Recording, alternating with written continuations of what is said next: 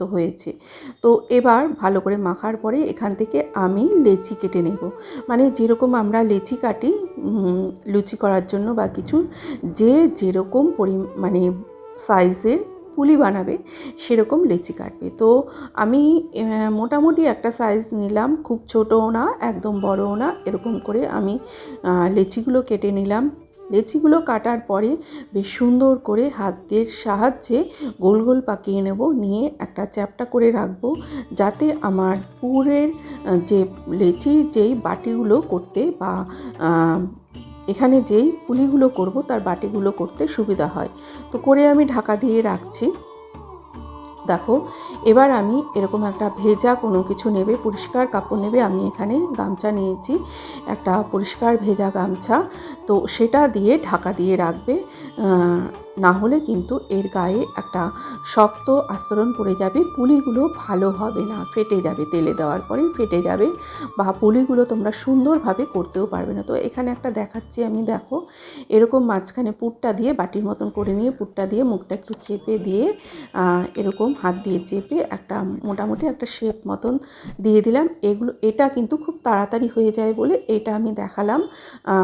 দেখো এবার আমি যেই পুলিটা দেখাবো সেটা কিন্তু আমার বাড়িতে সব সময় ওটাই হতো, আমার মা ওটাই করতো।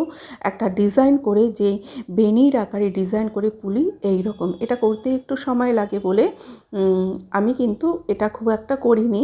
তো এই পুলিটা যদি করা হয় এই ডিজাইনে দেখতে বেশ সুন্দর লাগে। তো এরকম মাঝখানে পুর দিয়েছি, দেওয়ার পরে মুখটা দেখো চেপে চেপে এরকম বন্ধ করে নিতে হবে, নিয়ে এরকম একদিকে চেপে এরকম আরেক দিকে বন্ধ করে নিলে একটা সুন্দর ডিজাইনের মতন হবে। এই পুলিটা দেখতে বেশ সুন্দর লাগে, কিন্তু একটু সময় সাপেক্ষ বলে এইটা কিন্তু করিনি। এইরকম দেখো কত সুন্দর দেখতে লাগছে, একটা বেনির মতন ডিজাইন হয়ে গেছে। তো যাই হোক, বাকিগুলো চলো চট করে নিই।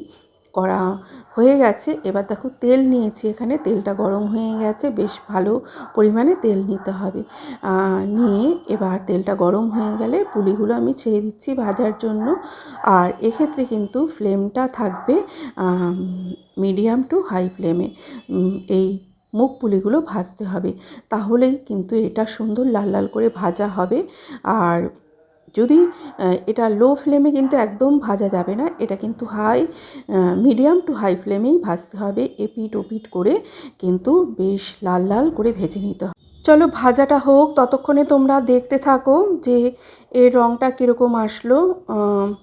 একটু সন্তর্পণে ভাজতে হবে, নাহলে পুলিগুলোর মধ্যে থেকে কিন্তু পুরটা বেরিয়ে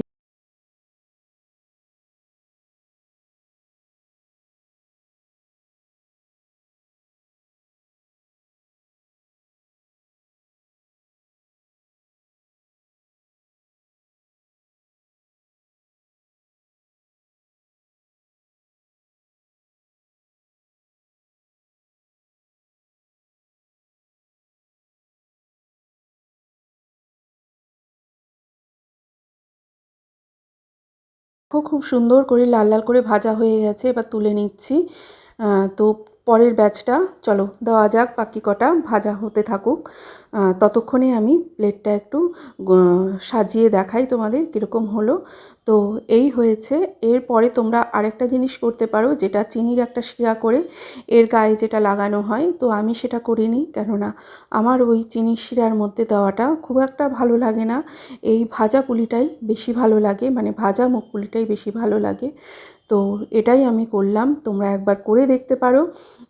আর আমার এই ভিডিওগুলো তোমাদের যদি ভালো লাগে তো লাইক করো, কমেন্ট করো, সাবস্ক্রাইব করো, আর পাশে থাকা বেল বাটনটা অবশ্যই প্রেস করো।